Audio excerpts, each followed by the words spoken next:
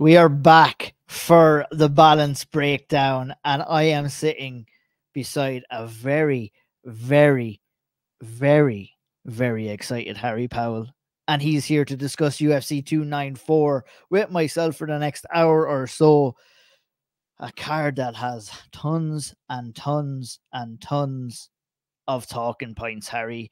You wrote a thesis, you're telling me, before this card. You know what? I normally go to you for the run through of the card. We ain't even going to do that. We're gonna mix it up this week, Harry. We're gonna mix this shit up. We're gonna go straight in to the main event, and that's Islam Makhachev versus Alexander Volkanovski.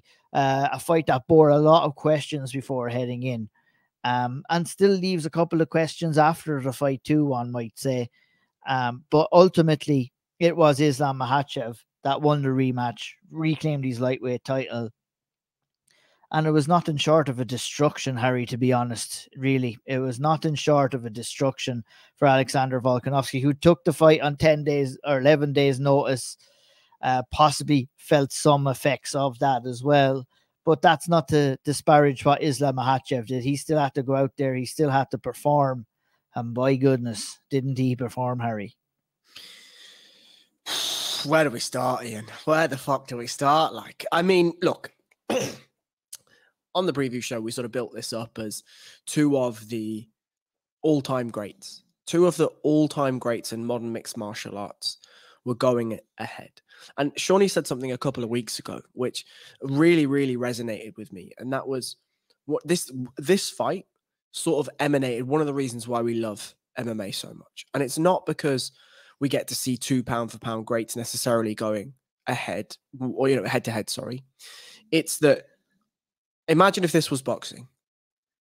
If in boxing you had a guy who was an all-time great in a weight class, and there was a fight that fell out, up and around the top in a weight class above or whatever, zero chance, less than zero chance would you get a boxer going up in weight division and challenging in the way that Alexander Volkanovski did. Even less if it was just off the couch, right? And just one of the beautiful things, even from just a philosophical standpoint about this fight, was that Alexander Volkanovski and Islam Makhachev came together pre-fight in order to, one, save the card, right? Let's be honest. But two, with all of the stakes and all of the reputational sort of intrigue and all of the legacy on the line, both of them said, fuck it, lads. Shall we have a go? Shall we do a thing? And they did. And now look, I agree with you entirely. There are a ton of variables. We spoke about them, I think, ad nauseum on the preview show that Alexander Volkanovski was bringing in to this fight. And I think actually you mentioned there are some questions coming out of it. I think Alexander Volkanovski's post-fight interview, when he went backstage and discussed some of the struggles he's had, we'll get into all of those, but I think those are really illuminating to me. Absolutely, yeah. There's like almost more stuff to talk about in this fight outside of the fight, more so than maybe what happened during the actual fight itself. But if you may, Harry, just take me through some of the action that we did see in round one. A relatively quick finish. Islam Makhachev landed a head kick, followed up with some ground and pound shots, some hammer fists, and the fight was all but done at 3 minutes and 6 seconds into the first round. What did you have to decipher? There was a couple of things that I seen, but I'm going to hand it straight over to you, just to kind of explain it. You do a much better job than me at explaining these kind of things. So the thing that struck me immediately that was different from the first fight was the confidence in Islam Makhachev. It was the assuredness of the way he was stepping and the way his body was moving, right? Now that may seem flippant, as a sort of a flippant comment, because these fighters are obviously confident, right? But Islam Makhachev, I think, came into this fight knowing that he was the bigger man, knowing that he had felt 25 minutes of Alexander Volkanovski before, and knowing that he was coming off a full camp, right? He said it himself, it was in his second home. And I think that's something he takes strength from rather than something that brings him nerves. And when he stepped out into the middle of the octagon at the very, very start, and in that opening sort of 25 seconds where the feeling out process began, he was confident. His stepping was assured. He was selling Alexander Volkanovski feints. Volkanovski was doing a good job of picking up reads and whatever. And I'm just going to quickly peer at my notes. But the interesting thing was that Islam shoots early, and it's a beautiful shot, and Alexander does a great job at stuffing it. And Alexander then does something that I posited as a potential in the preview show. Alexander did a really good job of splitting his stance, dragging Islam up, actually turning the clinch. And Alexander started to try and take Islam Makhachev down. He was trying to oscillate between a reverse broomstick and then a knee on the other side. And Graham picked up on it on the big podcast that the lack of physicality in Alex, the lack of size in Alex, meant that he couldn't actually knee Islam because Islam's head was just so fucking far away from him. But eventually Islam breaks out of the clinch and lands a beautiful knee. And then immediately you see him start selling the low kicks. You see him start selling the teeps up the middle. Those sells, those tells, those feints are one half of the package that sold the left high kick on Alexander Volkanovski. And he sold it because the other half was the feinting of the takedowns, right? And so he baited. And as he began to circle and cut the angles off Volkanovski, he did a good job at shutting down the jab of Volkanovski with some hand fighting and some foot movement. He made sure that the range was always in his favor rather than Volkanovski. And when we eventually got to the high kick, you saw immediately that Volkanovski wasn't sure whether it was a takedown coming or whether it was one of those teeps. And the right hand was in a good position, but just slipped half an inch or so because he was so ready to down block. And then when he saw the high kick too late, it then started to creep up his chin, but Islam Makhachev's shin had already caught the side of his head. And there's one detail I just want to pick up on about the actual finish. Islam Makhachev had the cerebral awareness when he had hurt Volkanovski and split his fucking head open with those kicks and shots, that as he knelt down to land the ground and pound shots, he places his knee underneath Volkanovski's chin, so as Volkanovski's head is now wedged between Islam Makhachev's chin and the back of the cage. Then he lands his shots. So he has the awareness, the ability, the understanding in that moment, in the heat of that moment, when so many fighters, we see them just go hell for leather and finish a guy, or they start to lose that position because they're freaking out and they're trying to land so many shots and whatever. He systematically drops his weight, drops his balance, and pushes weight through that knee. So he wedges Alexander Volkanovski's head to the cage and then lands his shots. Like that, honestly, that one small detail blows me away more than anything else in the fight. It's the little details like that. And we actually got to see something similar from Alexander Volkanovski against Yair Rodriguez that time when he was going in, and his positional awareness to, I believe it was putting his knee in between the legs of Yair in half guard to try and stop him from escaping or scooting out as well. And like, I think, you can look at those little intricacies and you can take them for granted quite a bit because it's such a small detail. But I know where you're coming from is that having that level of fight IQ within you and that moment of madness when you've dropped somebody. Like, I don't know, I've dropped people before, and it's like, first of all, it's surprise first, and then you have to gather your thoughts. Is like, did this actually happen? And then by the time you do that, normally some people might have recovered, or you may have lost the position. So you can, like, it's eliminating, and what elite level fighters have the ability to do is to cut out those in between thought processes and just automatically just react to the situation. And that's what Islam Makhachev did.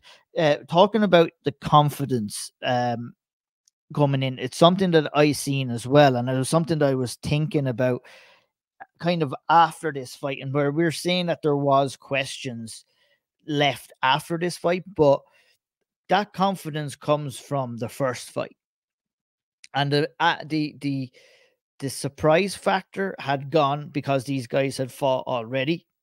Plus a lot of questions they have. Now he knows how strong Alexander Volkanovski is in the clinch. Now he knows that there is openings, obviously, to lead up to that head kick as well. But one other thing that I felt that Islam Makhachev did excellently well was during the kind of takedown defense of Alexander Volkanovski was how he controlled in the plum clinch and how he got off some lovely, lovely damage there as well.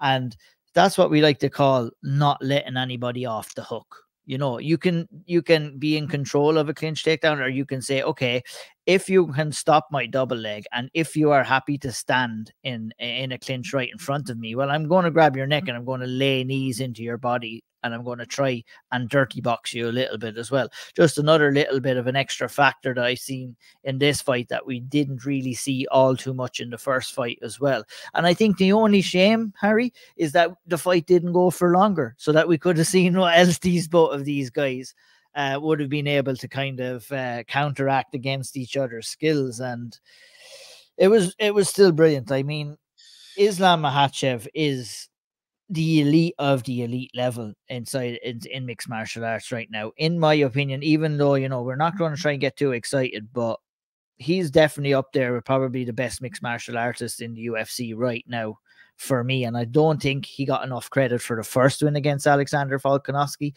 I might not think he'll get as much credit as he deserves for this one, given the short notice kind of acceptance from Alexander Volkanovski, but we're going to get further proof of this down the line, whoever it may be next. But I mean, before we talk about next and before we talk about the aftermath, any other final thoughts on the fight itself and the way anything played out, Harry? Yeah, so I will go out on a limb. I think he's the best fighter in the world right now. I genuinely do. I don't think it's... That's big, because you were always fairly reserved when we talk about this stuff. Yeah. I'm the one who gets excitable, so yeah. I'm glad to hear you say that, because it kind of reaffirms my feeling on him too, where it's like, where the fuck do you beat this guy? Like, you know, it's and that's it. Like, I mean, John Jones is up there. Obviously, he's labeled more so a pound for pound #1, in my opinion, probably for marketing reasons. Plus, I feel that we haven't seen enough of him over the last 3 years. We've only seen him once for it to be even an argument. Okay, he goes in there, we'll see what happens against Stipe, but even at that, it's still an argument for me. Plus, it's a lot harder to do it at the weight class that Islam Makhachev is doing it at as well, at the rate that he's doing it at. I mean, this is what, a 13-14 fight win streak right now for Islam Makhachev, and he's putting guys away at the very top level as well. And, you know, he's not outspoken. He doesn't call his shot. You know, I would like him to do it a little bit more, but I understand why he doesn't. He's very respected, but I hope the fact that he's not that brash or outgoing as a person doesn't take away about how we feel about him as a fighter, because like you said, he is one of the best fighters, if not the best fighter in the world right now.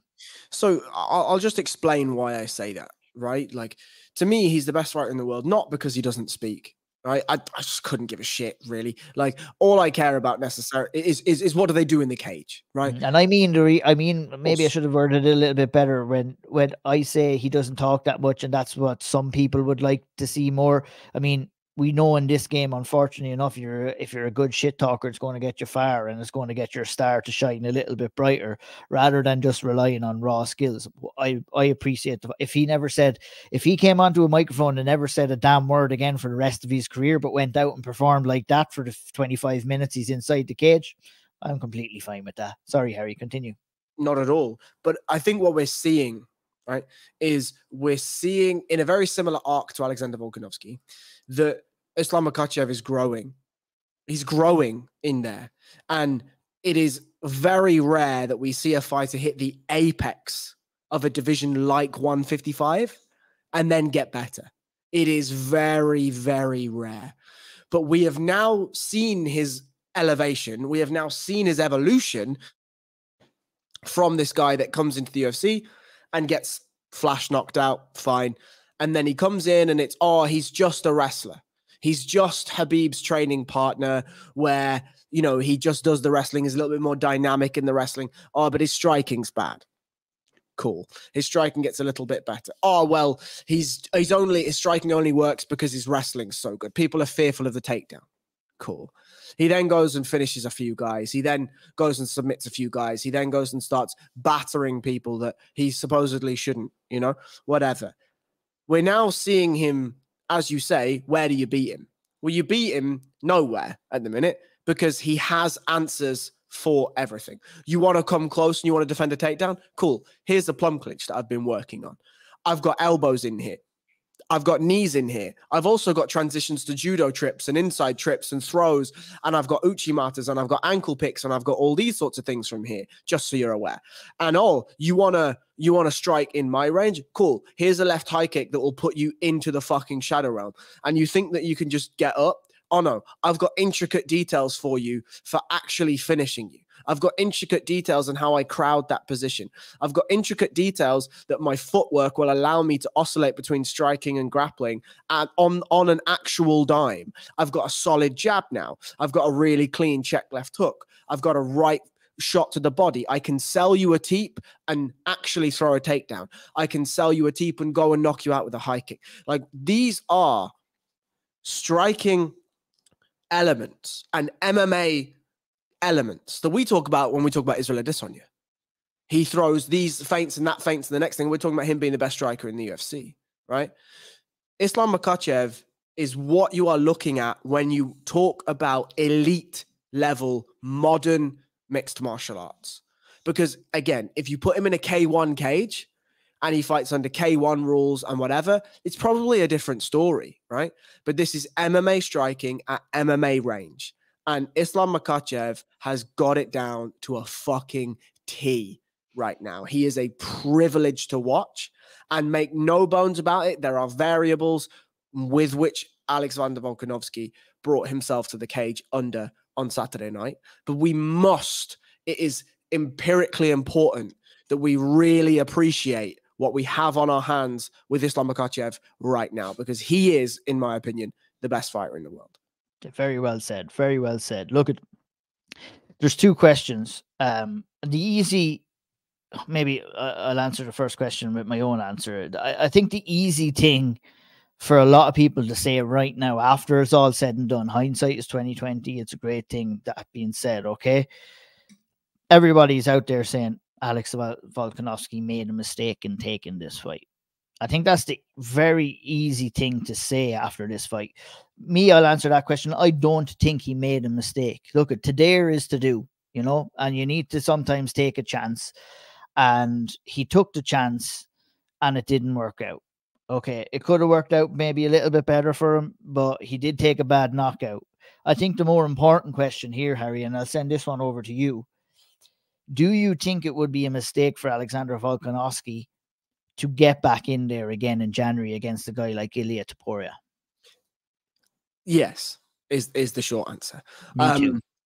I think that even if Volkanovski had won and came out and gave that post-fight press conference, I would be questioning whether he should turn around and fight Topuria in January anyway.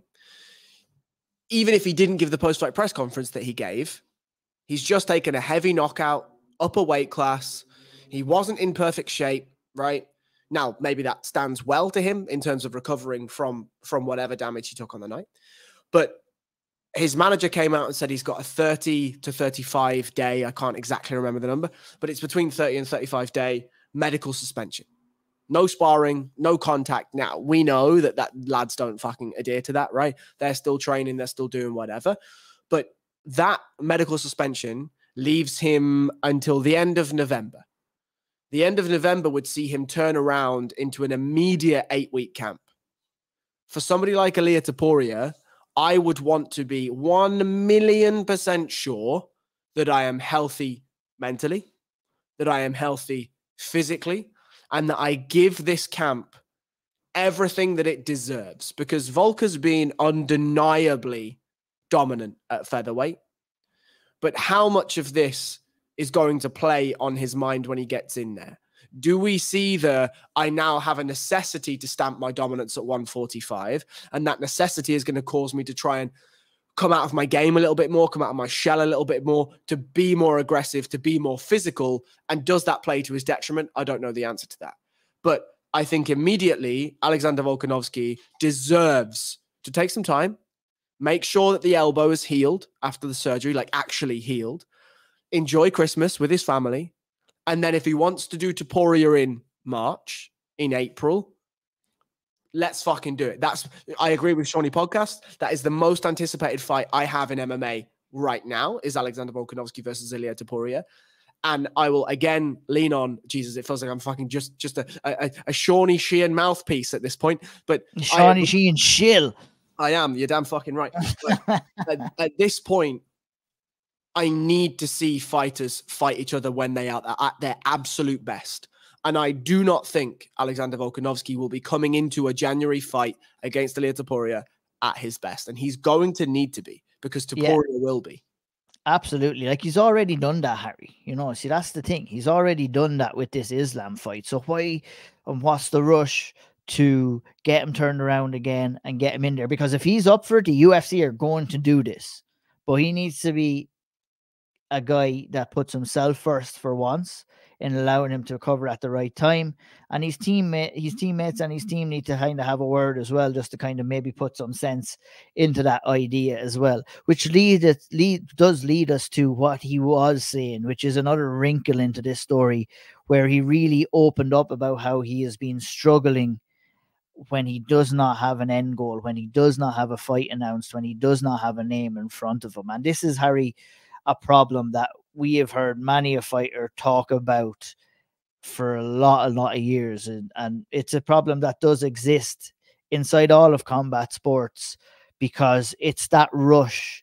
It's that drug of fighting. That's what we need to describe it as. Like, fighting, getting in there and fighting is like a drug. It's like a drug that no one, unless you've done it, unless you've felt it, really knows what it's like. Very, very addicting. And nothing can replace that. When you don't have the excitement, you go into a dark place. You talk basically like Alex Volkanovski talked after his fight, where he says he really, really struggles. And that, number one, is just not nice to hear and makes me worry about him. But it also makes me wonder, how is this guy going to deal when it's all said and done as well, if he's relying this much on competing, because he does not have that much time left, to be honest. It's getting close for Alex Volkanovski. The knockout is not going to help things. Curious to hear your thoughts on what he had to say, and then we'll move on and talk about what's next for Islam, of course. Sure. So this is the heartbreaking reality of combat sports, right? And it's that, you say it's addicting and whatever. I think it's actually worse than that, because when you're addicted to things, generally it's got like this unhealthy hold on you that you don't even necessarily want to do the thing, but the thing is so pivotal in your life that it's very, very hard to just turn it down, right? Fighting, I think, for a lot of these guys, especially at the level of Alexander Volkanovski, where money is no longer the worry, right? If you're a guy that's curtain jerking and you're on 10-10 or whatever it is, and you're struggling at home, you're doing this because the money is the elixir, right? The glory, yes, but the money also is the elixir. You want to make sure your family are fed and kept and whatever. Alexander Volkanovski at this point is getting pay-per-view points, and so he'll be doing just fine, at least for his immediate family and his immediate lifetime, right? So money is now out of the question. That's fine. I think the sad reality of this is MMA is in the same vein as a grappler, or the same vein as a kickboxer or a boxer or whatever. Their individual sports, or the sports themselves, take so much of your soul in order to achieve an elite level. And frankly, even to just achieve an average level, it takes almost every second of your time and every fiber of your being. Alexander Volkanovski will go and train twice a day, but when he goes home and he's sat with his kids and whatever, he'll be thinking about fighting. There'll have been something that went wrong in the training that he'll be thinking about. How do I fix that? How do I do this? How do I do that? He'll be thinking about the tape that he watched on his next opponent. He'll be thinking about the knockout against Makhachev. How can I change this? How can I change that? How can I change the next thing? He'll be thinking about the next strength and conditioning session that he's got and how he's going to work around the injuries he has right now. He's going to be thinking about, this is all going to end sooner rather than later. How do I feel with that, about that, etc., etc. He is so consumed by fighting, just like every other fighter on that UFC roster is, that it's undeniable that when he comes out and has the vulnerability and the willingness to be vulnerable in front of us, it's something that we should take very, very, very, very seriously. And we should treat it with the respect and the love that it deserves, right? But we have to draw the parallel that this game is finite for everyone, right? And that finality is not going to change. Alexander Volkanovski's feelings and his thoughts on needing a fight, needing the purpose, needing the high, needing to chase the high, because even when it's grappling competition, right? I see it all the time. Guys at the gym, they put 6 weeks into a training camp for a grappling competition. They go to the grappling competition and 2 days later they're depressed because they have literally dedicated 6 weeks of their life to one day. The one day happens and they're like, well, not much else has meaning now for the next couple of days. And they build themselves back up and they eventually get to the thing and then they book another competition and there we are again. It's exactly the same thing in fighting, but to an even higher, like a factor of 100 level. The excitement and the purpose and the drive and the motivation that Volkanovski will feel when he's going out to defend a fucking UFC world title or to challenge up a weight class for a UFC world title is something you and I and almost 100% of the listeners of this will never, ever experience. And so to come down from that and to be expected to just be a normal human and just go about your day-to-day life and be able to be flippant enough to say, oh yeah, this thing ends in a couple of years, it'll be grand, is impossible for these fighters. Absolutely impossible. But I hope he does find some comfort in the next coming months. I hope he does make the right decision and decides to give himself a little bit of time off. It'd be great to see him, like you said, in February or March against Elliott. Not too much conversation to be had around what's next for Alex, because that's what's next for him. He's back down in featherweight and he's defending against another absolute killer. But what is next for Islam Makhachev is quite up in the air right now. Obviously, Dana White said it was Charles Oliveira. Justin Gaethje has put his hat into the ring for the next shot as well. When you're looking at Islam Makhachev and what you'd like next, heck, I even saw maybe a move up to welterweight that was thrown about as well for Islam's next fight. What would you like to see Islam do next? Look, I want to see him clear out the Dustin Poiriers, Michael Chandlers, Charles Olives, Gamrots, Saryukin again when he eventually gets back round there, because that's going to happen. Obviously, the Fizieves. I want to see him do that, right? Now, I agree and I understand that the UFC is going to put whoever makes sense financially in there. And there's talk, obviously, if Conor comes back and beats Michael Chandler, Conor McGregor is going to be fighting Islam Makhachev at some point, whenever, the next juncture for both of them comes across. And I don't like that at all, really, but it's what will sell pay-per-views, and so I understand it completely. But I would really like, because Islam Makhachev has enough time on his hands that he could clear out that division with relative ease in a year or 2 years. And then if at 31, 32, he wants to go up and he wants to do welterweight stuff, you have at it, my friend. That is absolutely fine by me. But in the immediate future, I would like to see him follow in Khabib's footsteps, which is to just, and I kind of love the fact that at the end, he's like, look, I'm the champion. You just tell me. You just tell me who it is and I'll do the fighting. No problem. That's fine. You crack on. But I think Charlie Olives is next, frankly. I'm not sure Justin Gaethje has quite done enough. And I think Charlie Olives was there and it was a freak accident, couple of days out, that is really not his fault. Let's be honest.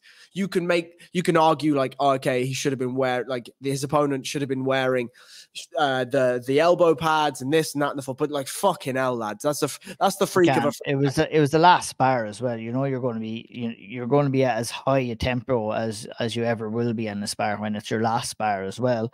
With the Conor thing, I think he is aiming, I think, for UFC 300, which should be around next March or April, perhaps, on the timeline.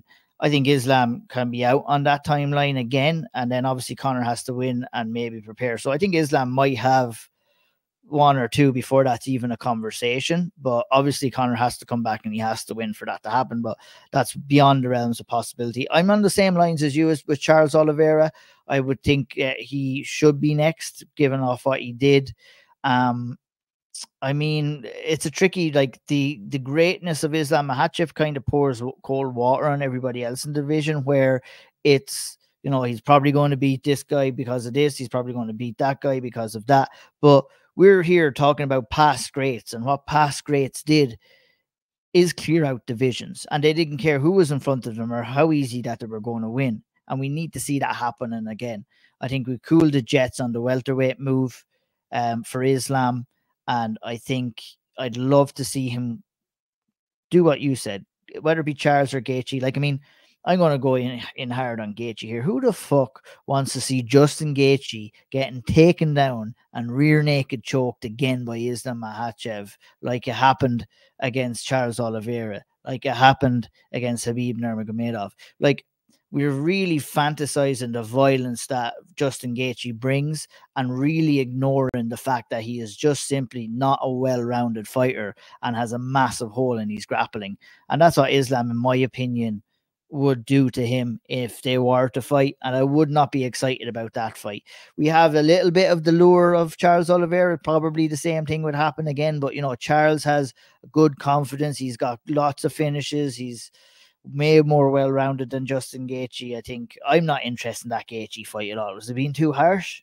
No, not at all. I don't think so. I mean, look, if Alexander Volkanovski cannot find a way to land a massive shot on Islam Makhachev, Justin Gaethje's not. Like, now you can argue that the wildness of Justin Gaethje is actually quite a difficult problem to solve, right?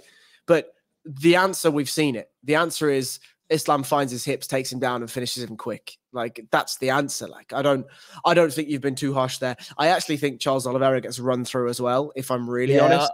I do too, to be honest. But like, maybe it's because I like Charles maybe a little bit more. Is that if I had to pick between the two right now, and we had the Justin Gaethje fight on one side and Charles on the other, I'd be leaning towards that Charles fight. I think the Charles fight sells a little bit more. And it's like the wildness of Gaethje on the feet. Well, I mean, Islam is much better equipped than what Khabib was in being able to deal with stuff like that. And to be honest, it's easy to deal with as well. You can't be crazy when you're on the flat of your back, to be honest, really. So, yeah, it'll be interesting to see what is next for Islam as well. But we shall move on. A good 30 minutes on that, but a good 30 minutes that fight deserved, and the aftermath deserved after the fact. And we could go another 30 on this one as well, Harry. Kamaru Usman went out there and put on a phenomenal performance, in my opinion, against Khamzat Chimaev, a fight that caused a little bit of a stir due to the scoring and everything like that. Let's run through the fight first. Let's talk maybe a little bit of scoring next after that. So, who should we be championing here more? Should we be championing Khamzat Chimaev, the fact that he was able to go in there and do that to a guy like Kamaru Usman so early in his career, although, you know, victory almost turned into defeat, and maybe in some people's opinions if the fight had been longer? Or do we champion Kamaru Usman for coming in there on short notice and absolutely giving Khamzat Chimaev the fight of his life and running him really, really close? So I think in this fight, right, my feelings coming away from it was that both fighters performed excellently. Both fighters had absolutely excellent moments. And my issue with Khamzat Chimaev is that he is this is going to sound strange, but I'll say it and we'll work it out. Is like, he is able to fight immaturely because of how skilled at a raw level he is. His ability to go in and out wrestle and out physical and out athlete somebody of the caliber of Kamaru Usman is absolute insanity. I don't think we really understand the level of athlete that Kamaru Usman is. And then we watch on Saturday night in that first round, Khamzat just walk over and ragdoll him. That is insane stuff, right? Now, Kamaru Usman did a great job at defending. None of the chokes that I think were offered were really all that close. Khamzat was just trying to neck crank to get Kamaru to lift his neck up and these things and that side. But there was a lot of hand fighting sequences. There was a lot of that where Kamaru was forcing Khamzat to really tire his legs out and build some lactic acid up in there. I was very impressed with Kamaru's ability to defend. Go on. Question about that in round one. When Kamaru Usman was down on all fours, Harry, two palms on the mat, two knees on the mat. You know, obviously you don't want to be down flat on your stomach there. He was doing that in that case, and it worked. I mean, I'm just curious as to why it worked. You're down in a turtle position. You don't want to get flattened out, which I think Kamaru Usman did a fantastic job not to get flattened out by a guy with the pressure of Khamzat Chimaev. In that position, when I'm looking at it, I'm like, he's playing with fire here a little bit because you are on all fours and both of his hands are down on the mat and none of those hands are in positions where you're going to be defending chokes. But he had his chin tucked in, kind of in between his shoulder blades on either side. Explain that defense to me. Sure. So Kamaru understood that Khamzat had a body triangle, right? Now, the body triangle means that Khamzat is going to struggle to generate enough pressure to really drive weight through Kamaru's spine and actually flatten him to the mat. But what it does mean is that Khamzat is locked onto those hips nice and tight. If Khamzat had switched to 2 regular hooks, he'd have been able to literally just like drive his legs straight, like sprawling essentially. And that would have been a really bad defense to Kamaru. And I think what would have happened is if he'd have done that, Kamaru had built up to like a 4-point where he's got feet on the mat and whatever. But Kamaru, I think, was confident that if he tucks his chin inside the line of his clavicle and into that like shallow part of his trap almost, it's very difficult in those big gloves to get underneath the chin.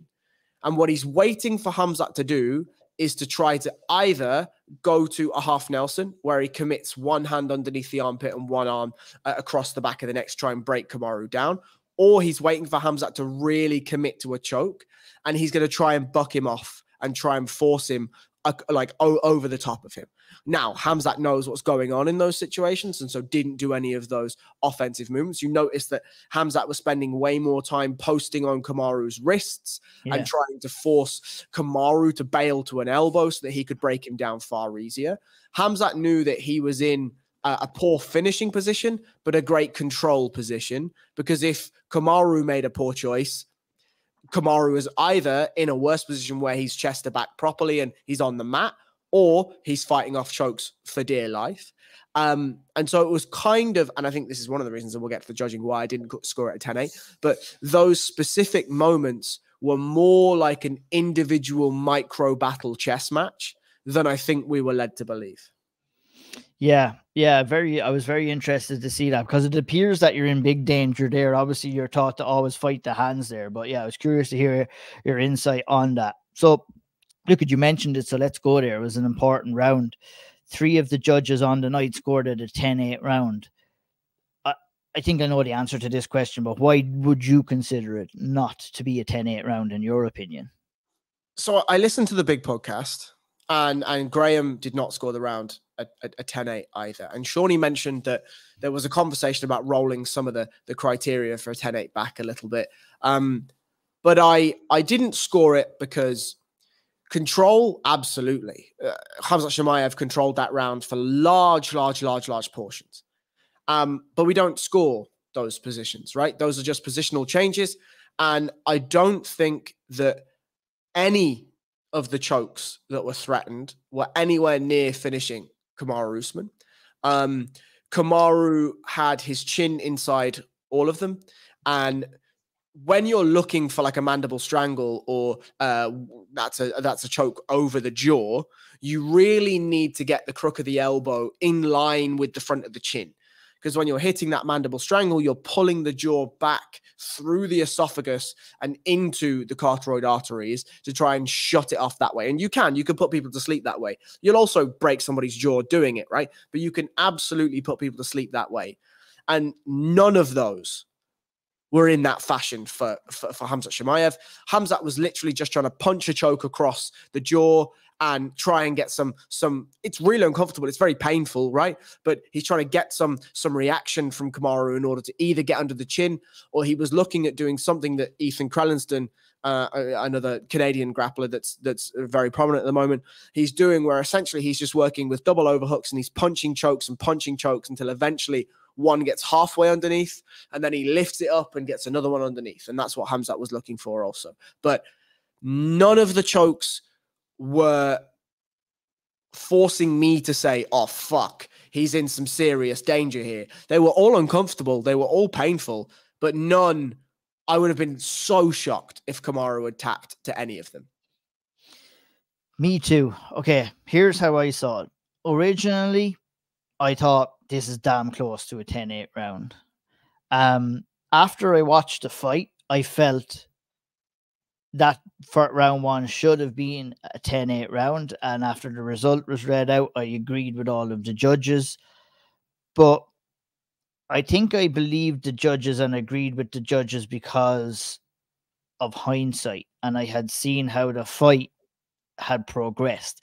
And one thing, okay, I basically looked back at round one and I had to watch it letting on that I knew nothing with what after was going to happen in rounds 2 or rounds 3. And I've scored similar rounds like that 10-9 in the past, so I've got to score this a 10-9 as well. But the confusion and everything around the 10-8 round now is just so hard to comprehend. You'll notice I didn't tweet out any live scores on the night. I have too much respect for the judges to kind of just throw a few ones. I was looking at it more from an analytical perspective, to be honest, more so than a judging perspective. And I don't like to send out scores whenever I did. Plus, when fights are really, really, really close, I don't have the confidence to make my score public either, to be honest. That's just me. That's how I operate. But watching it back, originally, I thought it was a 10-8. I think I'm more comfortable with a 10-9 now because there was very little damage and because none of the chokes were super, super close. But I don't agree that we need to do something, because the 10-9 in round 1 and a 10-9 that we get in round 2 are so far apart, Harry. And let's talk about round 2 before we get into the scoring of that round and what we think. So for me, this was a round that I scored quite clearly to Kamaru Usman. It felt like Khamzat Chimaev took this round off to try and regain some of the gas that he'd spent in round 1. I thought Kamaru had ridden that storm well, and it felt like, and this is the mark of a fucking champion if I've ever seen one, he went back to his corner and he was like, cool, I survived that, we're grand now, I know that I've got him. Whereas some people would go back railroaded from that first round and say, holy fucking shit, what was that 5 minutes like? And you know what? Something that we didn't really allude to and that we were kind of talking about in the group after the fight, it was like there was a level of awareness within Kamaru Usman where he was happy to be in that position. Like, obviously not superbly happy to be in that position. You don't ever want to be in that position, but more so, I guess the word is accepted that position. He accepted it, and he was staying safe. He wasn't in any danger, and he rode the fight out. And then the question was, is that who was going to be able to recover quicker? And it did look like Kamaru Usman was the fresher fighter coming into round 2. It looked like Khamzat Chimaev did kind of lose a little bit of pep in his step, and he started as the first round did, and he initiated the takedown, and then we started to see the success of Kamaru Usman in defending the takedown. And when we saw the success of Kamaru Usman defending the takedown, that's when we started to see a little bit more confidence in his striking ability, and that he doesn't have to be on full defensive mode to stop takedowns now. And I believe this is when the fight really started. I agree, because I think Khamzat was like, oh, fuck, I can't get him down the second time, and I haven't rattled him. I think that was a massive thing. Now, I'm going to take a slight tangent in order to get all the way back around to this second round, but I said at the very start that one of the things that I fear for Khamzat Chimaev is that he's fighting immaturely because his raw skill is so high. And I pray that the start of that second round and that second round itself teaches Khamzat Chimaev that he cannot fight like he fought in round one, because he cannot keep that clip for another 10 minutes or even 20 minutes if it were to go to a 5-round fight. Khamzat Chimaev can absolutely do all of the fighting, right? But Kamaru Usman showed him that he doesn't just go away. It could have had a horrendous round, but Kamaru Usman defended excellently in that first round and conserved as much energy as you could possibly conserve while still keeping yourself safe and reacting in the correct way to all of the positions offered to him. And so in that second round, when he stuffed the takedown, we started to see a nice little teep game. We saw a beautiful 1-2. We saw some lovely body work. He caught a Khamzat kick, threw it out of the way and landed a clean, powerful, damaging 1-2 down the pipe. He landed some really, really, really nice body work and then reset out and had some lovely headshots. Now, that's not to say that Kamaru didn't, and that Khamzat Chimaev didn't land, but it certainly felt like Khamzat was doing as much of a job to keep himself defensively safe and sound whilst recovering the gas for 5 minutes. And to me, I scored that round 10-9 to Kamaru Usman. Yeah, I would agree. 10-9 Kamaru Usman. One of the judges did score to Khamzat Chimaev. Can't really agree with that. Let's not call him one of the judges. Let's bring up the score. I had it here for a second and we can discuss that. But I do agree with you. Kamaru Usman definitely, like, what a way to respond back after that first round as well, and in the way that he did. And I definitely thought that he did enough. It was Vito Pettolio that scored the round this time for Khamzat Chimaev. The other two judges, Derek Cleary, Dave Lethaby, were on cue with the second rounds going to Kamaru Usman, which brings us to round 3, another controversial round, another round that could have been scored one of a number of ways, and it's a 2-part round as well. It was a round that started off similar to round 2, Harry, and that was before Khamzat Chimaev did manage to get Kamaru Usman back down, but landed very little when he did get back down there. So if we are going to be talking about a 10-9 first round for lack of damage in round 1, we've got to be talking about the lack of damage that was landed against Kamaru Usman from Khamzat Chimaev in round 3. What were your thoughts on how the round played out? So I thought for the first 2.5 minutes, Khamzat was still recovering his energy, right? And I thought Usman's jab was great. I thought he was really feeling himself in those striking ranges. I think he felt confident. I think he felt good in there. And it looked like that, right? There was a couple of moments where it got a bit hectic and there was some really close, very tight-knit in-the-pocket exchanges where both of them landed. But I just felt like Kamaru had a touch better head movement. Not that we scored defensive movements, but what I mean is he did enough to take the damage off the shots that Khamzat was landing, whereas Khamzat was getting clipped quite cleanly. And so I favored many of those in-pocket exchanges to Kamaru Usman. Now, Khamzat managed to regain his energy and hit an absolutely gorgeously timed takedown, but then nothing happened. Kamaru did a fantastic job at getting overhooks, tying up biceps, and just limiting the damage that Khamzat was able to provide. I think I counted like 5 strikes, and they weren't big strikes. They weren't damaging strikes. They weren't hurtful blows. They were just pitter-pat and ground and pound, as you would expect when an opponent is trying to open up the frames of his defensive partner. And so I scored the round 10-9 to Kamaru Usman. Again, like I felt like the first 2.5 minutes, Kamaru did enough to build up a lead of steam. And then there were some exchanges there, but I don't feel like Khamzat landed anything so significant that it took away from the first 2.5 minutes. And then he landed the takedown and nothing happened. It wasn't a massive impactful slam. It was just a regular takedown. And so where we ended was 2.5 minutes of solid work from Kamaru Usman, some pocket exchanges, and then nothingness on the ground. To me, that's a 10-9 to Kamaru Usman. I struggle to see. It was a closer round, don't get me wrong, but I don't know what Khamzat did to really blow away those first 2.5 minutes. Yeah, that's the thing there. I would agree too. I would give round 3 to Kamaru Usman. And that would have my final scorecard at 29-28 to Kamaru Usman. Originally thought that the draw was the correct result, having scored a tentative 10-8 in round 1. But looking at it back, I think a 10-9 Chimaev, a 10-9 Usman, 10-9 Usman. And he can feel very unlucky about that result, Harry. I wouldn't go as far as saying it was a robbery or anything. I thought it was a really, really, really close fight, really difficult to judge. I mean, we're struggling to comprehend after watching the fight back twice or three times. These judges have to make the on the spot.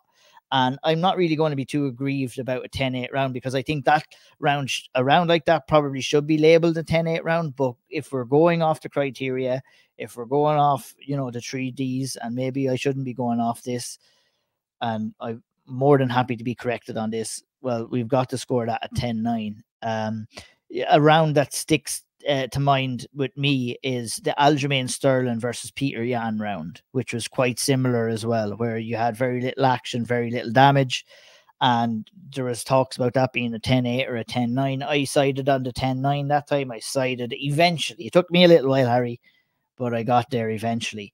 I mean, when we're talking about what's next, we do this fight as a rematch over 5 rounds. We've got to do this, Harry, don't we? So I think for me, there's 3 avenues we go. The most obvious answer is a 5-round fight, right? But genuinely, I don't know whether Khamzat Chimaev wants to do that, right? Khamzat Chimaev comes out with a win and says, Sean Strickland, I got next. If Sean Strickland says, sure, look, I'll take that fight, Khamzat Chimaev and Usman is ridiculous cop. Like, if you're Khamzat Chimaev, you go and you take the title shot and you run with it, right? Because I don't want to fight Kamaru Usman again. I'd far rather a Sean Strickland fight over a Kamaru Usman rematch over 5 round, lads. Thanks very much. So if the title shot is looming for Khamzat Chimaev, then obviously he has to take the title shot, right? I think if that happens, I would like to see Kamaru Usman versus Robert Whittaker, or Kamaru Usman versus Dricus du Plessis. And then if not, then 1,000,000% we do the rematch. 1,000,000%. Yep, your avenues are completely right. Personally, I'd love to see that rematch over 5 rounds, given the nature of the fight, how it all played out and how it was all playing out. I would have loved to have got another 2 rounds. So just give these guys a chance to go again. You never know what may happen in the UFC. It tells a lot for poor Sean Strickland that, you know, your analogy was that you'd much prefer to take on him for the title than to go back. Obviously, the title is there. You would, right? Surely you would. 100%. Yeah, 100% you do. Yeah, Sean Strickland's Chimaev has a horrible style for a guy like Strickland. So, and Strickland is already pouring cold water on it too, which in some ways can tell a little bit of a story about what he wants next for it. But what we want to do next is discuss the travesty of a fight that was Magomed Ankalaev versus Johnny Walker, Harry, and an unfortunate ending to this. We only got 3 minutes of action before the doctor came in and started to do a geography test for Johnny Walker and deemed him unfit to continue on in this fight. Let's talk about the doctor's decision last. Let's talk about what we seen in the fight before it was stopped. I thought Johnny Walker was doing quite well here. I thought he was fighting a very smart fight. Now, it was getting interesting with Ankalaev looking to try and close the distance to try and take him down and utilize his grappling against the cage. But it seemed to me before the illegal knee happened that Johnny Walker was defending everything quite well. Now, I guess the big question would have been, could he have maintained it over 3 rounds? We won't get to know that question unless we get to see these guys fighting again. But break down the action that we did get to see there over the first 3 minutes. Sure. So to me, I felt like both fighters performed well again, right? They both fought to their strengths. Magomed Ankalaev got caught up in a little bit of the madness early, and I think it took him, 45 seconds or something to settle himself down and settle into a rhythm. But he did settle into a rhythm, and he was landing nice 1-2s. He landed some nice teeps. There was some okay leg kicks. And Johnny Walker was doing exactly what Johnny Walker should have done. He was picking his spots, looking to land heavy, looking to gain as much respect on the feet from Ankalaev as possible, and being mindful of the takedown. Now, we said on the preview show that if Ankalaev can wrestle and can wrestle hard and can wrestle for 3 rounds, it's likely going to be a tough night for Johnny Walker. And I think we kind of saw that too, right? In that first exchange, Johnny did a great job at finding the inside elbow and then eventually getting an overhook and looking to stand up. But the takedown came simply, right? You know, Johnny did fucking Johnny Walker and selling flying knees. I don't know what to tell you, but he played possum for the body shot, tries to sell the flying knee, misses, ends up getting taken down and whatever. What do you think of that? What do you think of that kind of strategy? It's a very dangerous game to be playing possum there, really, isn't it? Sure, look, it's a horrific strategy, but in the same vein, when I watched it the second time, I watched it again today to see, like, is he actually, that flying knee grazes, like it. Yeah, I mean, it's a fine line for us saying that it's a bit risky to, if that flying knee knocks him out, it's the greatest knockout that we've ever seen in our life, kind of a job. But yeah, I don't know. I think I've heard some people complaining about it from a scoring perspective. If you're appearing to be hurt, it doesn't really do you any favors along those lines. But like I said, no risk, no reward, I guess, in these situations. Right. And so I think Johnny Walker did a good job of defending the grappling exchanges. I also think we take for granted how fucking massive Johnny Walker is as an actual human being. Like, Magomed Ankalaev is a huge man, and Johnny Walker looked like his older brother in there. It was crazy how big he was, right? So I thought Johnny Walker was doing a good job. And then look, the illegal knee was egregious. I'm sorry. I have nothing else for it. You are a #1 contender in a UFC division and you don't know what a grounded opponent is.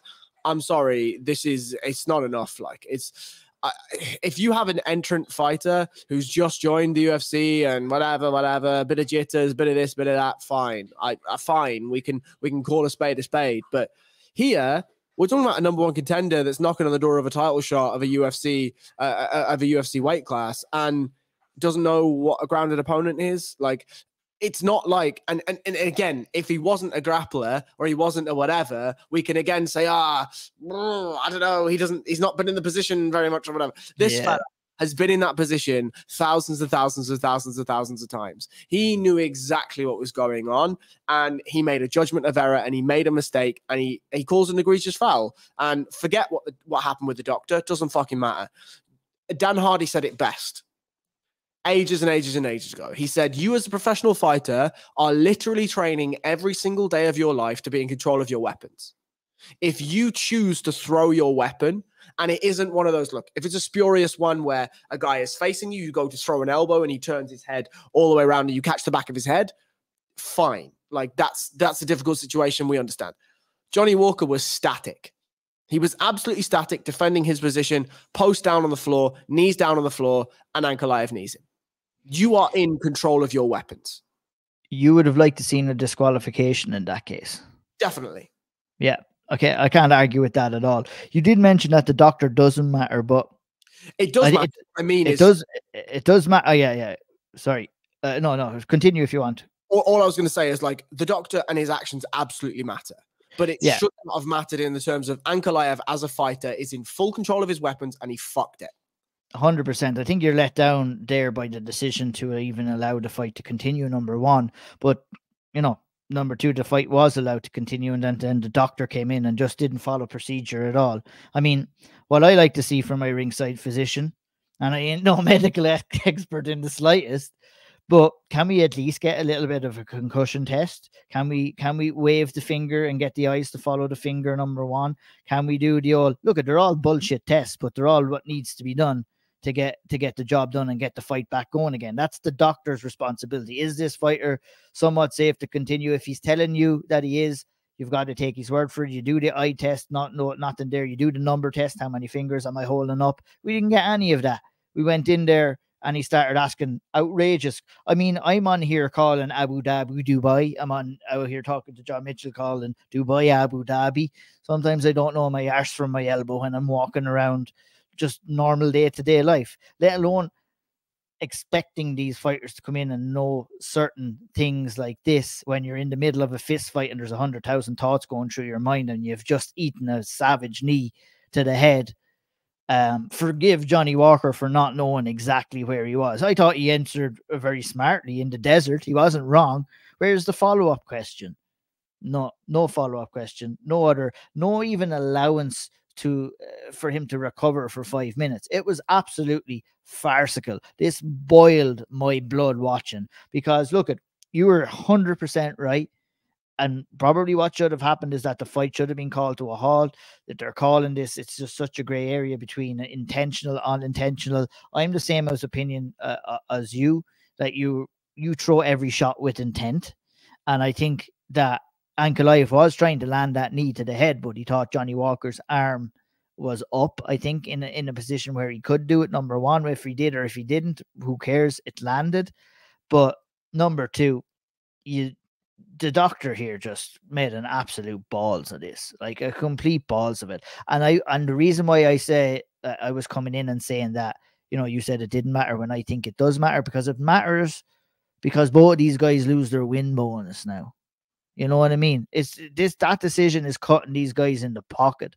So, I mean, we've got to do fucking better here in bringing in Dr. Nick to kind of look after fights like this. It's like, this is ridiculous, and this is amateur stuff. And I hopefully that we don't get to see that doctor again, because he didn't really have a clue what he was doing, to be honest. It was farcical in many ways, Harry. I'm with you. I got nothing else to add. I'm with you. Let's do this rematch, shall we? Let's get them in there again. Let's do it down at UFC 296, because I'll be down there, hopefully, fingers crossed. So let's put these boys together in, and let's find a little bit. It will work out quite well if they do manage to do that. I mean, it kind of messes up the light heavyweight division. Obviously, we have Pereira and Yuri Prochazka fighting in November, so these two guys are going to be next in line. I say we put it together again. We get these guys matched off. Moving on, Harry.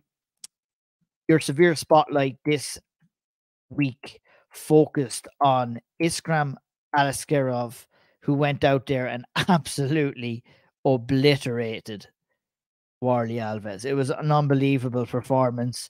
We were expecting it, but, it's not easy to go out there and do what he did. We've seen many fighters to go out there and make a little bit of hard work of it.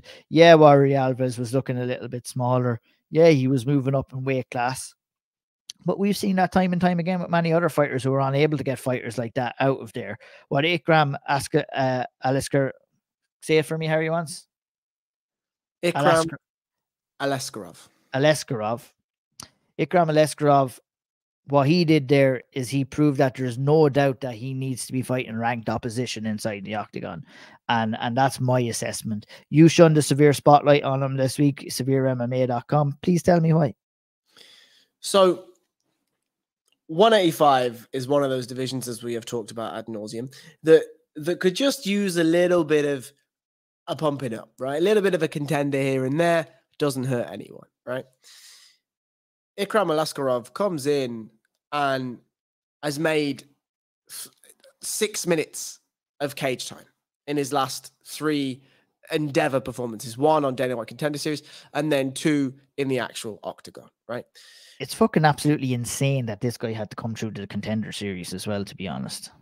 It is insane. It is absolutely insane. But I also understand that because he's come through the contenders, when he is either fighting for a title or he's fighting far, far, far up the division, it can be another Dana White Contender Series alumni that they can push into. We get that's what he's hoping for. Yeah, we get that, the ins and outs. But yeah, very well said. But I mean, there's not too much to say about the fight. He just found his range, he found his rhythm, and then he found his shots, and his shots were devastating. And now we get to live with the excitement of what's next. What is next for Islam or Ikram? So, if you're doing a slow build, then Rodolfo Vieira and Arman Petrosian are fighting in a couple of weeks, and so we could do the winner of that. If not, I'd really like Jack Hermansson. Beggars the question, if you are coming off Dana White's Contender Series, are you on that low-level contract? And do you want to be fighting guys like Jack Hermansson on that low-level contract? Because I don't believe that he deserves to be fighting guys like that when he's getting paid that little. Or not deserves. I mean, deserves is, I don't think he should be put into a position to fight those guys. I think, yeah, you can do your Rodolfos and you can do anybody else there fight out that contract and then go into the big boys. But I think the levels of performance like that is going to be hard to do unless he renegotiates his contract a little bit earlier, unless he's one of the few people that maybe haven't got brought in on the base level contract. But I would imagine that he has. What would you like to see now? Like you'd be more so Rodolfo, or someone like Jack Hermanson. What do you think the UFC are likely to do with him? Push him, for sure. They're going to get him up there, aren't they? Yeah, of course. I mean, like, if you're Aliskerov, you've already fought Khamzat once, right? And he's been vocal about saying that he wants that fight again, but he's not going to go down to welterweight to have it. And so he's very glad that Khamzat seems to have chosen 185. And so he's waiting. He said that that's his dream fight, is the rematch with Khamzat Chimaev, right? So if that's the fight that both of them, then we're kind of looking at an Izzy Bahia situation right now, right? That you shoo Khamzat Chimaev in, and he blasts Sean Strickland off the face of the earth. Grand, no problem. You get Aliskerov a fight against, let's say, Jack Hermanson, another grappler. He's probably not going to take him down. Grand beats him there, no problem. And then you do whoever, fucking Chris Curtis or fucking Paulo Costa or whoever it is we have to get in there and let him beat before he's then got the story. And then it's the story again, right? Like, I don't think, and especially if you're the UFC, if you do have him on a Dana White Contender Series contract, you best fucking believe you want him fighting Jack Hermanson. You best fucking believe you want him fighting the Jared Cannoniers and the Paulo Costas and the Dricus de Bazzi and the Robert Whittakers. You fucking best believe you want to pay that fella a bag of ready salted crisps and a punch of peanuts to go and fight some of the best fighters in the world. You best fucking believe. So I think definitely they'll push him. Definitely they'll push him. If I was his camp, I'd be saying, where's Fluffy Hernandez? Where's Rodolfo Vieira? Where's Armand Petrosian? Where's Christian Leroy Duncan? Where are these fellas? Where's my money? That's what he needs to go. Where's my money? He needs to go all what's that movie? Show me the money. I can't remember the name of it now. Jamie Foxx. Horrific with films. Yeah, you know what I'm talking about. Jerry Maguire, that's the one. Show me the money. That's what Ikram needs to do heading into his next one. We'll head over to the next one. We'll blast through most of the rest of these. There's a lot to talk about today, obviously. Said Nurmagomedov versus Muin Gafurov. Really good performance by Said Nurmagomedov here. Unbelievable. Just unbelievable showing. Like, if guys didn't know who Muin Gafurov was, he's a really, really tricky fighter to do what Said Nurmagomedov did to him, and that was just win rather comfortably, Harry. And you're giving the money signs, and we saw another lovely guillotine choke. He just went out there and made easy work of him. Christ, this guy is by far one of my favorite fighters to watch. Like, by far one of my favorite fighters to watch. Him and Cousin Umar are like right up there with my favorite fighters to watch. Like, Said is so fluent with his kicking game, and it's so beautiful to watch. And he has such a wicked front headlock that it's just dangerous to shoot on him. It's so dangerous to shoot on him. And when Gafurov did shoot, Said knew immediately that it was done, because Said pushes the head down of Gafurov as he starts to feed the high wrist. And it's a ninja choke, really, right? If we're going to be fucking super anal about the details, but hey, you're the jiu-jitsu guy here, Harry. Come on, right. You can. I thought it was a ninja choke. Yeah, it's the clasp around the elbow that makes it the ninja choke. Yes, it's basically a reverse rear naked choke. That's what we're looking at. Right? It's a reverse rear naked choke, and Said puts his chest over and he squeezes his elbows together, and Gafurov is tapping quick. Like, he is tapping quick. Nurmagomedov hasn't even gotten to a leg configuration that he would usually get to. It would either be your traditional type guillotine, where one leg across the hip, one leg over the back, or you could go to a full guard type position, whatever it is. But his arms are built beautifully for that choke. His body frame is built beautifully for that choke. And by God, you've got to be fucking nailed on if you're shooting takedowns on Said Nurmagomedov. The answer for who's next for him is Petr Yan. Thank you very much. Oh, Petr Yan. One would argue Jonathan Martinez deserves maybe a Petr Yan fight after his big win over Yanez, and also has a win over Said Nurmagomedov. So I have Jonathan Martinez fighting somebody else. Okay, no problem. Let's not get into the intricacies of it. I do like that fight. I think Saeed does deserve another push up. A little blip against Jonathan Martinez, but Jonathan Martinez is a good fighter as well. Maybe we'll see that rematch down the line as well. Mokaev next, Harry. Another really good performance here from Mokaev. Didn't have it all his own way, but you know what? You don't always have to go out there and win fights to perfection. Sometimes you've got to have your back against the wall. Sometimes you got to dig deep, and sometimes you have to just pull it out of the fucking fire. And that's exactly what Mokaev did against the most experienced guy that he's ever faced. And I think that we should be crediting him for that. In the co-main event, I said Kamaru Usman walked back to his corner after a horrendous first round and was like, cool, I've got him. No problem. I've got him. Mokaev has faced about as much technical adversity in this fight because he took, how have I forgotten his name? He took Tim Elliott, sorry, Jesus Christ. He took Tim Elliott into exactly where Tim Elliott wanted to be, the grappling realms. That's exactly where Tim Elliott wants to be. And Mokaev said, cool, let's grapple. And he was assured and he was mature. And he managed to stay patient and stay calm and took his opportunity when he needed it. And I think that there was a couple of things that I took from this. The first was there's the old football adage, which is the fights that teams win when they're playing horrendous and they win 1-0 in like the 85th minute and they score, those are the championship winning matches. Those are the matches you win. Except if you're Manchester United. Ah, sure, they're shite, yo. So they're the matches that you can grind a win out of when nobody's playing well. Those 100%. Are the matches that turn you into a champion. And I think for Mokaev, he stayed patient, he stayed calm, he hit a beautiful sit-out, beautiful switch into an immediate guard pass. And it's so impressive that all he needed was one. He needed one shot at it. He hit the switch.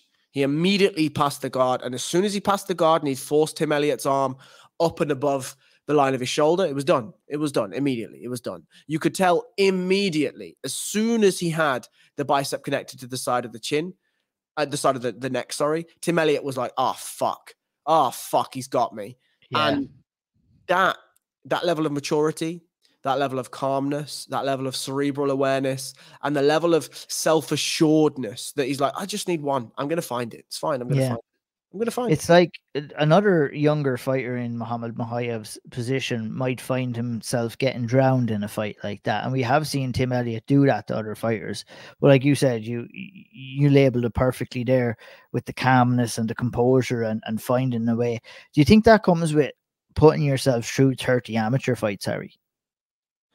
There's certainly something to that, right? There's something to that there because, you know, what do we say about young and up-and-coming prospects quite often when they don't get the job done? It's that experience. You know, you can simulate fights and you can simulate rounds in the gym, but there's nothing like that live action feeling and being comfortable in certain positions. And I think that at 23 years of age, Mokaev, what he did, it's absolutely insanity. And, you know, there's always going to be areas that Mokaev is going to need to work on. But like I said, at 23 years of age, we got all the time in the world. And, you know, he's talking about becoming the youngest champion in UFC history and all that. And that's all well and good. Fair play to them. But I don't know whether he's going to have the time, number one. I don't know whether he has the skill set developed, number two, to make it happen at this stage, in my humble opinion. And what's the fucking rush? Let's just build yourself up so that when you do become the champion, that you stay there for quite some time. And I think, you know, if he does a couple of things right and he builds himself in the right manner, Harry, I think he has all the capabilities of doing that. Who next for Mokaev? Matthias Nicolau. Yes. I love that fight. Brilliant stuff. We shall move on. Another controversial fight here, Harry. Javid Basharat versus Victor Henry. We were robbed of this one too. I was on to the lads. I was just chatting with Quilcha and Andy about this, giving this fight the big one. Of course, and when I always do something like that, you know what happens. It turns into an absolute shit show, and that's exactly what this fight was. We got to see a round of action. We got to see a glimmer of what these guys had to offer, and just as the fight was about to take off, we had the phantom shot to the nuts. I say that in inverted commas. I mean, what was your thoughts on the fight itself, and maybe talk me through what you thought about the aftermath of the actual nut shot itself? Sure. So I really enjoyed the first round. I thought there was a really nice feeling out process. Javid Basharat really struggled to get his range to begin with. Victor Henry was doing a good job of just crowding that jab and just utilizing leg kicks and forcing the Basharat, the one half of the Basharat brothers, the Super Smash brothers, forcing him to just trade leg kicks, right? And eventually Basharat managed to find his range, land a couple of jabs, hit an absolutely gorgeous takedown, ran into the back. Did just really, really lovely technical stuff from both of them in that first round. Look, on the nut shot itself, it is very rare that you see a fighter react that aggressively. 100%. Like, we're going to talk about Nathaniel Wood and Naimov shortly, and Nathaniel Wood got hit as cleanly as I have seen a fighter get hit in the nuts and didn't react anywhere near that. Honestly, it looked like Victor Henry had knocked himself out because he immediately face planted, immediately fell to the floor in just agony. And whilst we have seen some photos of the shot and the cage is in the way and it's difficult to see, whatever.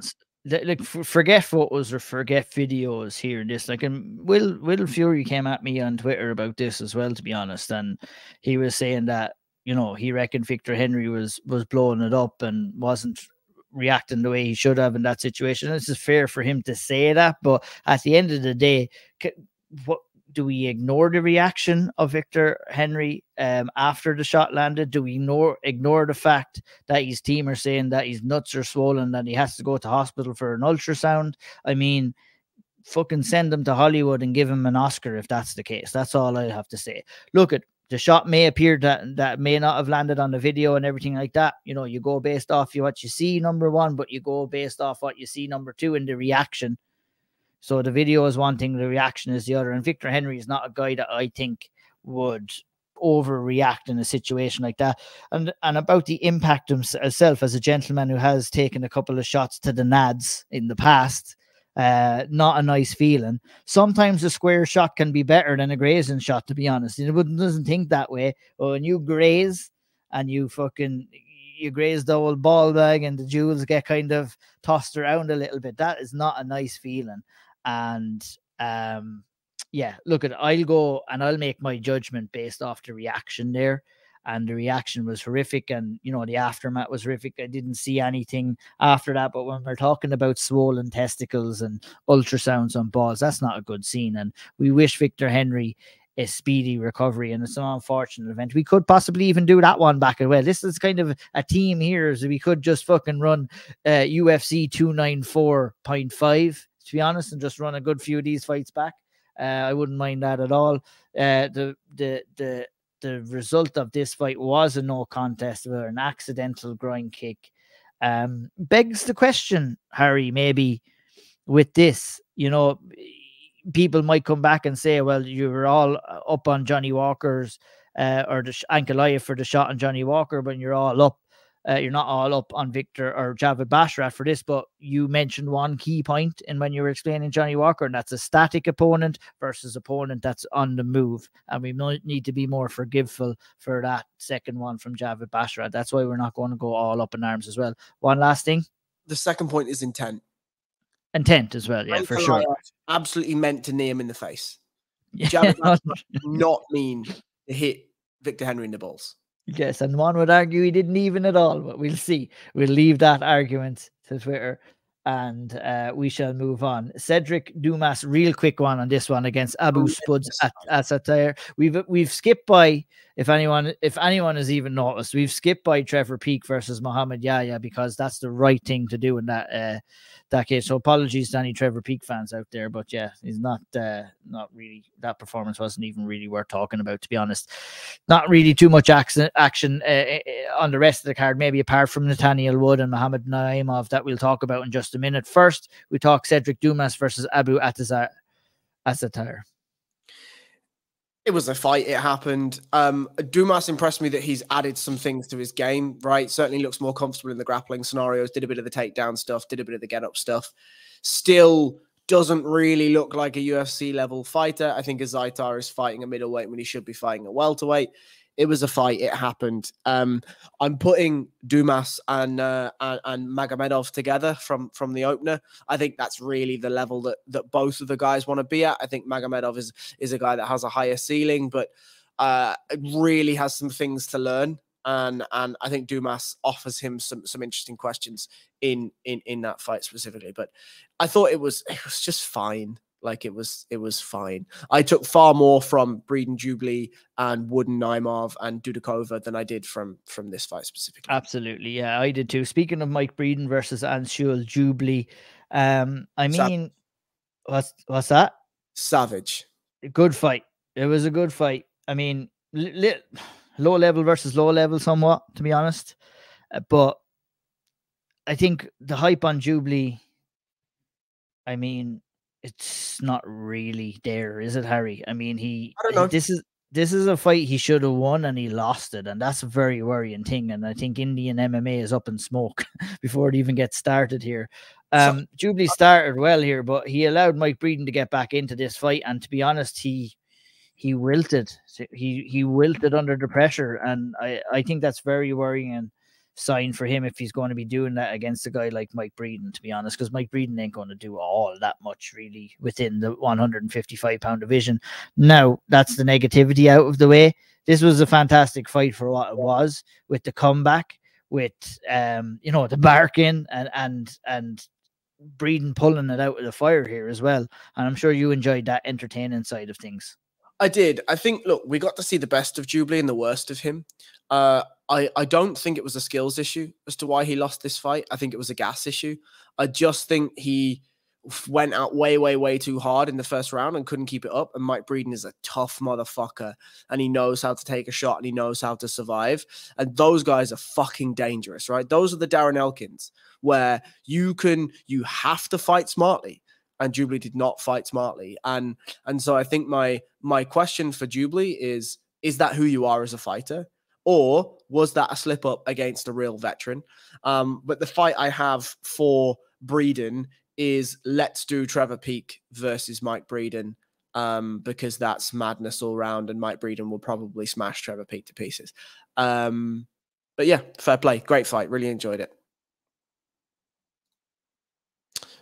You're on mute, sir. Another fair play to both of those gentlemen is what I was saying. And fair play to Nathaniel Wood and Mohamed Naimov that pulled off another great fight too in the 145-pound division. Number one question heading into this is why and how was there not a point taken in this fight? A point taken from this fight result gives us a completely different result here. And if you're Nathaniel Wood, Harry, you've got to be fuming watching this fight back. It's egregious stuff. Like, it's egregious stuff. We saw fingers in gloves. We saw grabbing at the fence. We saw multiple groin shots. We saw just like, look, I understand there are hierarchical levels to fouls. There are hierarchical levels to fouls. If you grab a guy's shoulders and fucking headbutt him, that's a foul and it's an egregious one. But there are things like that fence takedown that was stopped by Naimov grabbing the fence. That's a very pivotal moment, potentially, in that fight. And Nathaniel Wood had to work even harder to ground Naimov. Who knows what could have happened if Naimov had fallen properly? Maybe he lands in bottom mount. Maybe he lands in bottom side control. Maybe Nathaniel Wood's able to take his back. Maybe he's able to finish him. Who fucking knows? And so, whilst I understand that certain referees and whatever, they allow the glove touch, sorry, not the glove touches, the fence grabs to go and stuff. Frankly, for me, there is an accumulation that turns into an egregious foul. A fence grab is one thing, but the context of a fence grab is another. If you see a guy that's like falling back, or I don't know what's going on, and he grabs the fence just out of reaction, it's a foul, sure, but we can deal with that. Contextually, he's almost taken down, and he reaches out and grabs the fence and anchors himself not from being taken down. So that's the first thing. The second thing is Nathaniel Wood manages to ground him, is landing some ground and pound shots, and he can't frame with his left hand because Naimov's fingers are inside the glove. And the referee sees it and does nothing. Does absolutely nothing. Just says, oh, don't do that, pal. And then there are two, and I mean two, egregious nut shots that we see. The first one, the straight knee, is horrific. Like, that alone is a point, in my opinion. That alone is a point, let alone the other things that started to accumulate up. And I do feel sorry for Nathaniel Wood here. I do feel sorry because I thought he gave a really excellent account of himself in this fight. And he turns out losing, you know, against a guy that realistically, he probably won that fight if everything was adhered to properly, you know? Yeah, 100%. I couldn't agree more. I was very frustrated. I tweeted out after, just like, beggars belief how we didn't get a point taken. Like you said, that first straight knee to the nuts was a worthy of a point getting taken as well. From the get-go, we didn't get anything. But then to see another 3 or 4 fouls coming after, it just kind of takes away from the fight. And it's very unfortunate for Nathaniel Wood taking this fight on short notice, performing really well, and still coming out on the receiving end of a loss via unanimous decision. And I mean, it's tough stations for Nathaniel. We talked about that in the preview show, but he did show some signs that he is settling in at 145 in this fight, and all is not lost, even though the result didn't go his way. I do agree. Like, I kind of also agree with Shawnee on the big podcast that 135 is probably the division for him, because as he gets up to 145's elite, the physicality and the size is just not the fucking same as fighting Naimov. But look, it's having had conversations with him where he has detailed the 135-pound cut and how difficult it is.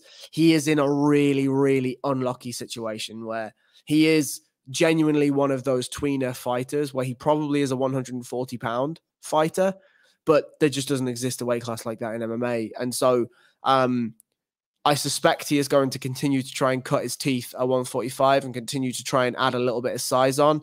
But yeah, it's a tough old road for Nathaniel Wood. By the way, for Naimov, I think an interesting fight for him is the winner of Lucas Alexander versus David Onama in a week or so.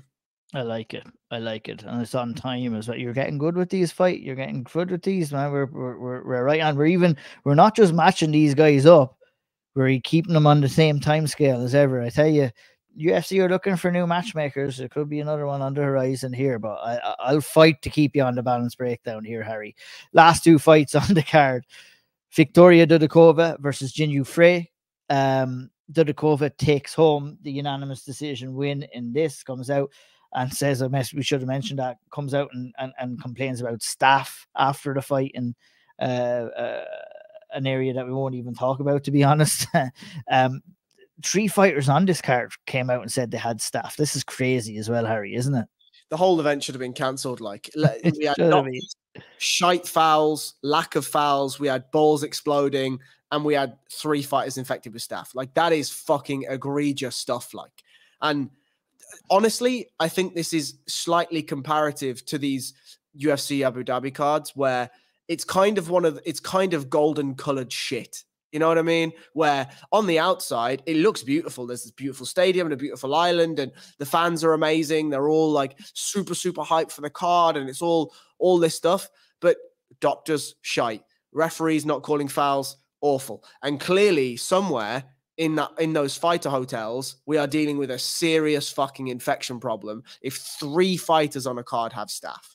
I can guarantee you that there is significant amounts of training partners and corners that also have staph. And like, that is a fucking problem because that stuff is lethal if untreated. And like, what a ask Paulo Costa how staff was treating him. He was off this card for this for that very reason. Were you impressed with Dudakova's performance, considering the fact that she was not at 100%? Yeah, for sure. I mean, she looked well against Frey, drops her in the first round, did a nice bit of grappling. I thought she was fine. I'd like to see her against Elise Reed next. I want to see the tough, gritty, hard-nosed. Let me see that, and then we'll make some assessments on Dudakova, I think. Absolutely. We'll make some assessments on Shara Magomedov, who took out Bruno Silva in the opening fight by unanimous decision. 12-0 he's moved to. Showed some good flashes on the feet, but showed some chinks in the armor as well, and getting taken down and being held down by Bruno Silva, who's primarily a striker as well coming into this. So, I mean, a couple of positives and a couple of negatives heading into this one, Harry. Yeah, so I think for me in this one, he's almost too damage orientated, in that everything is thrown at full power, everything is thrown at full clip, everything is thrown with lashing speed. Like, he doesn't have the fundamentals. As in, he doesn't have a jab, he doesn't slip punches, he doesn't have a nice 1-2, he doesn't have a clean check left hook. He's just throwing absolute fucking mad balls to the wall with absolutely every strike. And if it lands, you're going to fucking feel it. And if you don't, you're going to clip him. And that's what we saw. Like, Bruno Silva was 1-2ing him all over the gaff, but Magomedov was just landing harder shots. And whilst I was happy and impressed with that he won some of those ground exchanges with elbows from the bottom and clips and whatever, he was taken down by a gust of wind at times. Like, it was awful, awful takedown defense. There was very, very, very little awareness of that there was even a potential of a takedown coming. And when it did come, he was like, oh, bollocks, I'm on my back and I need to throw elbows and I need to be damaging. And so whilst the ethos of damage first is a good one to start with, and I'm fine to see it, I need to see him cool the jets on a little. And let's just see if we can work out some fundamental head movement, one, and then grappling defense, two, before we start shooting this guy up. Yeah, we talk about wanting to instill a little bit of talent into the middleweight division, but it's not really the time for Shara Magomedov, right? Yeah, 12-0. Let's give him another But what about the Greek guy, Michailidis? Well, I called him. I gave him Sedriques Dumas. Sedriques Dumas, yeah, that's for sure. That's for sure. You certainly did. You certainly did. Let's do that. And let's call it a wrap to the balance breakdown. Lots to discuss. Very, very, very interesting card. Lots of talking points. And it was great to hear from you, Harry. I know you took a shit ton of notes. You were excited to get this out of it. And I was excited to hear what you had to say, as we will be every Tuesday. UFC free weekend this weekend. We do have Invicta Fighting Championships 54. Danny McCormack defending her title. Also, Bellator card, which goes on Saturday night as well. As of right now, obviously no preview show for the UFC card coming up. We've decided to take the rest of the week off in terms of preview shows. Will we be back next weekend to select a couple of fights, to go through a couple of decent fights at Bellator and Invicta? Time will tell. Keep an eye out. We'll be back for the breakdown sooner rather than later at BJJ_Harry Powell, at O'Neill MMA. Have yourselves a good week. Take care, folks.